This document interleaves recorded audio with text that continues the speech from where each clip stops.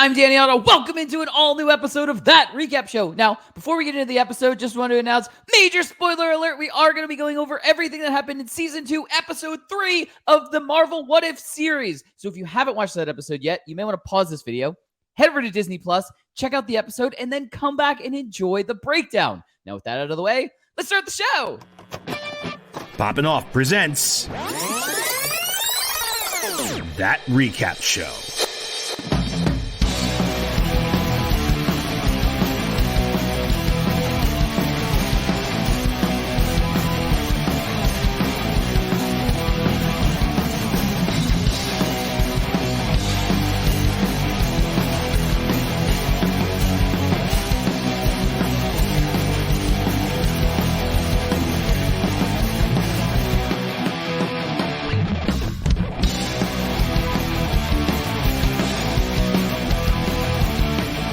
All right, joining with me to break down everything from Season 2, Episode 3 of the What If series, it's Rico. Hello. Hello. How we doing? Happy holidays again. This is officially the last time this holiday sweater and Santa Claus will be making an appearance on That Recap Show. So first off, that's important. And the reason is that Episode 3 is our holiday What If episode. So this was originally released on, because they were releasing one every day. This was Christmas Eve. Yep. Which completely makes sense and lines up with the movie that this is kind of following a little bit or taking little things from, which I will get into more in my takeaways. But you know what? I enjoy when we do get like a Christmas spin on like series and movies and stuff like that. Like we were saying in some of our holiday retro recaps, like there were some of the things that are on our list that we didn't, recap during the holidays that were kind of fun holiday episodes of our favorite series, or like, the special presentation, Guardians of the Galaxy holiday special, stuff like that. I really like those because I think they break up the, classic holiday movies that you kind of fall into watching every single year. So when you get new ones, it kind of, makes things a little bit extra special. So yeah, I enjoyed this episode. There's a lot I want to talk about, but I want to talk about more of them in my takeaways. So Rico, what were some of your instant reactions from the episode 3? Yeah, this was a nice little kind of like Christmas treat to get when it came out on Christmas Eve, right? Like if you wanted something new to watch, this was the perfect thing to go into, especially if you're a diehard fan, of course. This leaning right full on leading into its homage of that 80s classic. I had a lot of fun with this one. That it was meant to be not taken seriously at all, and it's just like kind of being like, hey, let's just do this movie in the MCU. So that was really cool. The first thing I really noticed was that there was really no like significant moment that like caused these like kind of events that kind of like kick off. It was just kind of like, hey, okay, so he got caught in Iron Man 2, and then he was in jail, and he just really we don't get some revenge, and this is what he did. Yeah.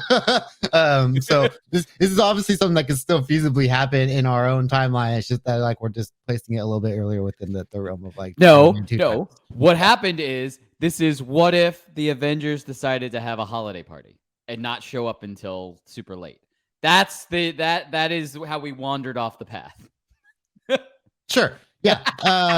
So yeah, this is basically what if Justin Hammer had too much time, which is just really funny because it's just them saying we want to do Die Hard with the Avengers, and this is basically the product of it. And it was a lot of fun. Yeah, I'm in total agreement. I was hinting around it, but if you watched any of our retro recaps, you know that Die Hard is on the top of my list of holiday movies to watch every year, and I watched it at least 3 times this year. I watched it for retro recaps. I watched it for my own, tradition on Christmas Eve. And then when my dad finally was able to come and visit after the holidays, we watched it again. So I watched it at least 3 times this year. So Die Hard is definitely up there for me. Before I get too much into it, because I did want to talk about some stuff related to Die Hard in my takeaways. Rico, do you want to do some big takeaways? Yeah, let's do it. Awesome. All right, I'm going to kick off big takeaways. Just like you were saying, lots of Die Hard references. I do appreciate that not only did we get Die Hard references, we got the characters making Die Hard references. We had Happy making Die Hard references to Darcy, which was funny. Oh, yeah. and kind of she was kind of playing stupid, like she didn't really know what Die Hard was, but she was making references to Die Hard at the She knew same time. Reginald Bell Johnson though. Exactly. She was just doing that to irritate Happy. There's no way you can accidentally make Die Hard references. Anyway, yeah.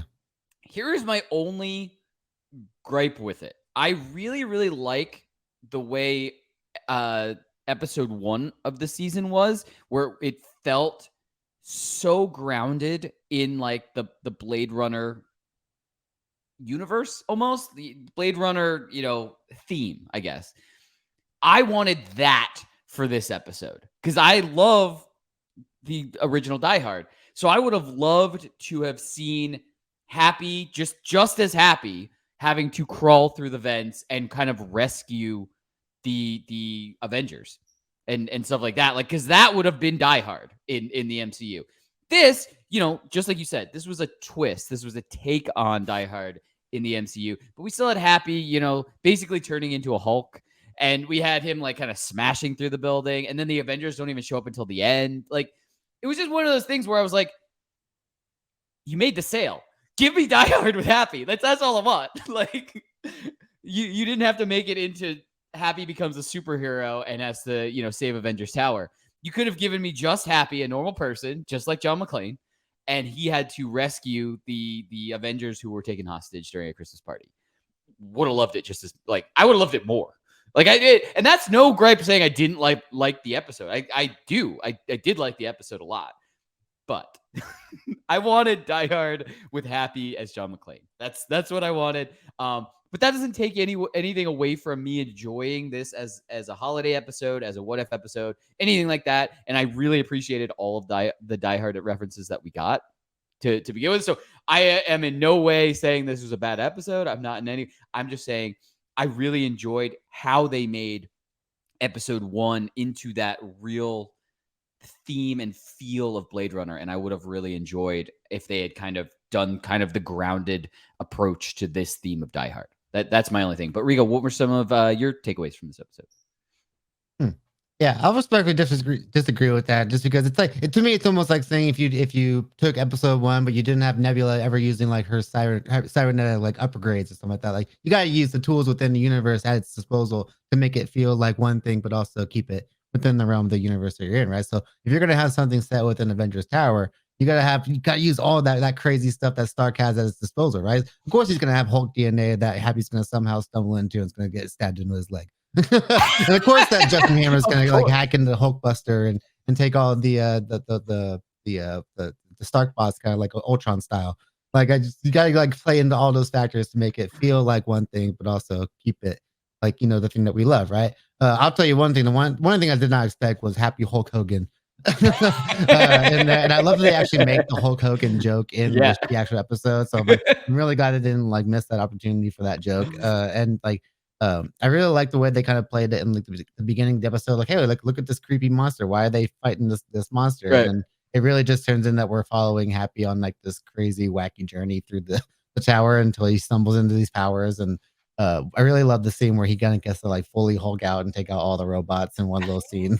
But I really like there's also like he also gets to still be Happy too, because he still gets to interact with Rhea Hill and Darcy and all those guys. And then at one point, Natasha figured out who he is. And to me, that was like the like you said, the fun twist on it. If you wanted to be more grounded, for sure, it could have been like a fun, serious take. But again, look, it's Christmas. Like, let's have some fun with it, Yeah. I look, I'm in total agreement with you. I enjoyed the episode. I enjoyed like the goofiness of Happy as like turning into a Hulk. Like Avengers are like the cops to me. Like every time you would call them, they would like, you hold on, I gotta go get cats being swarmed by moms. Like they would just kind of like brush them off. Like I was trying to figure like the kind of like the parallel of the characters. Like I don't think we really got like an Argyle kind of character, but that's like I was like, oh, they're kind of like the cops because then they don't come in until the last second. Like okay, we'll pick them up and all that. I was like, okay. All right. Yeah. So I think there's a lot more similarities there than when we're letting on. But yeah, no, I had a lot of fun with this one, actually. Especially after watching Die Hard for like kind of like the second time only recently. Like it was fresh in my mind. So I'm like, oh, okay, I'm starting to see everything a little bit more like the similarities now. Yeah. No, like I said, I like I was saying, I am in no way saying this episode was bad. I enjoyed it for what it was, but had they given me that kind of, real happy crawling around and kind of taking out the Ultron bots or the Stark bots and having to kind of overpower and outsmart Justin Hammer like John McClane, like I kind of would have enjoyed it a little bit more. That's all. It's not a bad episode at all. I definitely recommend watching it if you haven't seen it already. Totally in on the episode. That's all I will say about that. Do you want to get into some predictions? Let's do it. Awesome. All right. Why don't you kick off predictions? Yeah. So since we learned that Sam Rockwell actually was voicing this Justin Hammer in this episode, because I know we get some instances where some characters don't come back, Right. and they get replacement voice actors. But it was really cool that Sam Rockwell voiced Justin Hammer again in this project, because I think he's a phenomenal actor. He's one of my just my favorite actors in general. And I really hope that he comes back in the MCU, because it's been almost like 15 years at this point. I think almost 14 years since he's come back. He did have that little cameo in the All Hail the King short with Trevor. So I always feel like he has that kind of an affinity for that character in some way, and he wants to come back and like have a bigger role with him. And hopefully that the upcoming Armor Wars movie is their chance to do that. And I think it makes the most sense to bring him back that way. It make him a good chance to make him like a formidable villain. Now that Tony's actually gone, I think it's a good chance to have that character be like rise up and try to kind of usurp that throne of like the tech guy, or whenever Tony was leading at the time. So let's just get more Sam Rockwell in the MCU. Yeah, I mean, you can have him kind of have a public front of kind of trying to take over, the vacuum of not having Stark tech out there. But you could also have the subplot of him stealing Stark tech and kind of, engineering it and stuff like that. So you can have like the public face and what he's doing in private as like the villain and stuff. Yeah, definitely would love to see that in Armor Wars. I think that would be really cool. And especially having, Rhodey kind of being out there trying to, guess kind of fight him off and regain everything. He's no longer in captivity. Yeah. Yeah.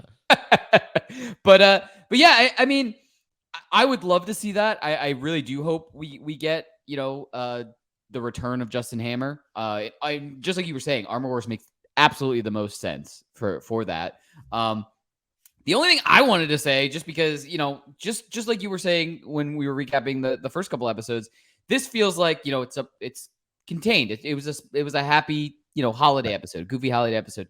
So I don't really have any predictions moving forward with anything. I just kind of wanted to say, like, we got a Guardians of the Galaxy holiday special a couple years at this point. It's like a couple years old, which did really well as a special presentation. And I thought it was, it was great. It was something that, now is like something that I watch every year as being an MCU fan and also, liking holiday movies.